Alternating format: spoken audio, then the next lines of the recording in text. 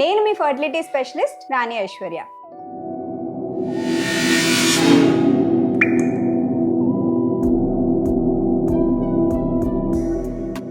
Exams కి ముందు preparation ఎంత అవసరమో ఫర్టిలిటీ ప్లాన్ చేసుకునే మీ అందరికీ ఈ ఫర్టిలిటీ టిప్స్ అనేవి అంతే అవసరం. ప్రెగ్నెన్సీ ప్లాన్ చేసుకునే ముందు ఎలాంటి ఫర్టిలిటీ టిప్స్ అనేవి ఫాలో అవ్వాలో మీకు ఇంతకు ముందు ఎవరైనా అడ్వైస్ చేశారా? నేను చెప్తున్నాను, వినండి. ఆల్రెడీ మీ ప్రోగ్రెస్ రిపోర్ట్ మీ చేతిలో ఉందా?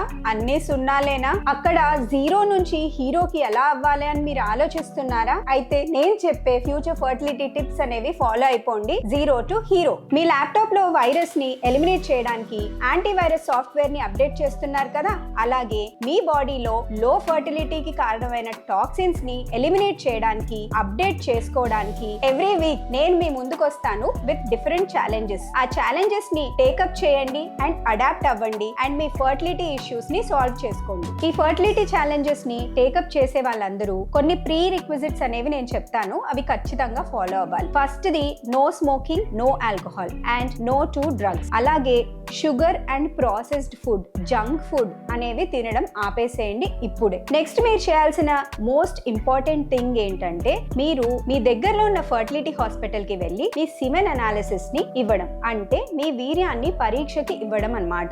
దాన్ని ఎలా బేసిక్ గా రీడ్ చేయాలి అనేది ఈ వీడియోలో నేను చెప్తాను మీకు.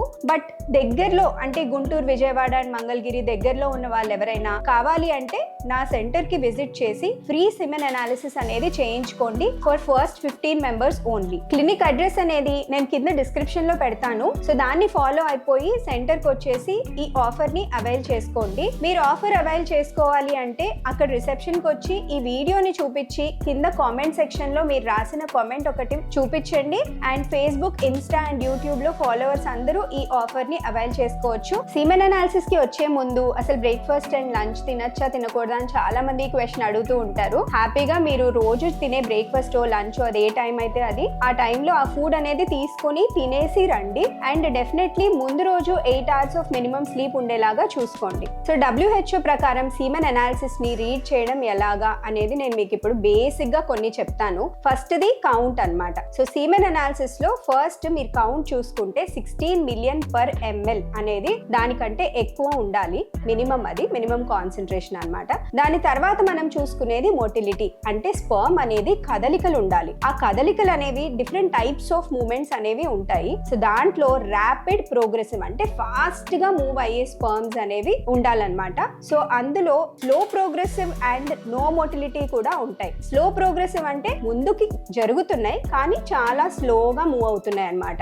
ఇమ్మోటైల్ స్పర్మ్స్ అని కూడా ఉన్నాయి. ఇమ్మోటైల్ అంటే ఎక్కడ అసలు కదలికలు లేకుండా అక్కడే ఉంటాయి అన్నమాట. ఇందులో మనకి మోస్ట్ ఇంపార్టెంట్ గా ప్రెగ్నెన్సీకి పనికొచ్చే స్పర్మ్స్ వచ్చేసి ర్యాపిడ్లీ ప్రోగ్రెసివ్ స్పర్మ్స్, అంటే ఫాస్ట్ గా ఎగ్ వైపు మూవ్ అవుతూ ఉండాలి. సో ఈ ర్యాపిడ్ ప్రోగ్రెసివ్ మోటిలిటీ అనేది మోర్ దాన్ 30% అనేది ఉండాలి. సో మీరు ఆ అనాలిసిస్ రిపోర్ట్ చదివినప్పుడు అది అప్ టు ద మార్క్ ఉందా లేదా అనేది చూసుకోండి. అండ్ నెక్స్ట్ ఇంపార్టెంట్ థింగ్ వచ్చేసి నార్మల్ ఫార్మ్. ఒక స్పర్మ్ కి డిఫరెంట్ పార్ట్స్ ఉంటాయి కదా, head, neck, principal piece, tail ఇలా ఉంటాయి అన్నమాట. సో ప్రతి పార్ట్ ఇంపార్టెంటే. టెయిల్ అనేది మూమెంట్ కి ఇంపార్టెంట్ అయితే హెడ్ లోపల చాలా ఇంపార్టెంట్ DNA మెటీరియల్ ఉంటుంది. ప్రిన్సిపల్ పీస్ లో మైటోకాండ్రియా అంటే the power house of the sperm అనేది ఉంటుంది, అంటే దాని ఎనర్జీ అంతా ప్రిన్సిపల్ పీస్ లో ఉంటుంది అనమాట. సో ఇలా every part of the sperm is important. ప్రతి పార్ట్ లోనూ డిఫెక్ట్స్ అనేవి ఉండొచ్చు, అంటే డబుల్ హెడ్ లో ప్రాబ్లమ్స్ ఉంటే డబుల్ హెడ్ ఉండొచ్చు, లేదా నో హెడ్, అబ్సెంట్ హెడ్ ఉండొచ్చు. అలాగే పిన్ హెడ్ అంటే the shape of the head అనేది మారిపోవచ్చు. నెక్స్ట్ వచ్చేసి టెయిల్ లో డబుల్ టెయిల్స్ ఉండొచ్చు, అబ్సెంట్ టెయిల్ ఉండొచ్చు. ఈ అబ్సెంట్ టెయిల్ వల్ల మనకి ఇమ్మోటైల్ స్పర్మ్స్ అనేవి వస్తాయి అన్నమాట. నెక్స్ట్ బ్రోకెన్ నెక్ కానీ, అబ్సెంట్ ప్రిన్సిపల్ పీస్ కానీ, ఇలా ఏ డిఫెక్ట్ అయినా అది డిఫెక్టివ్ స్పర్మ్ అని అర్థం.